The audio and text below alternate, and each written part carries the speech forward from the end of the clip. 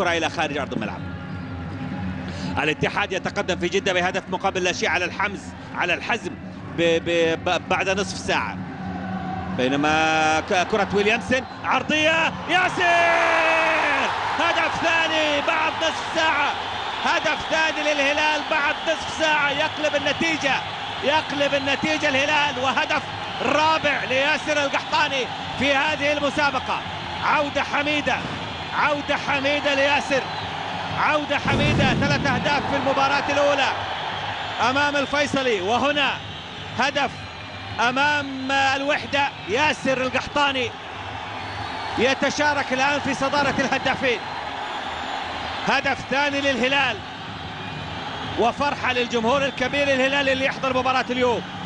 شعبية كبيرة في مكة للهلال. هذه عادة مرة أخرى،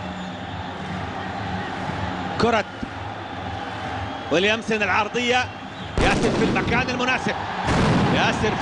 المناسب، ويليامسون لم يسدد على المرمى، لكنه يعرف بأنه العرضيات سيكون معها عيسى المحياني، سيكون معها ياسر القحطاني.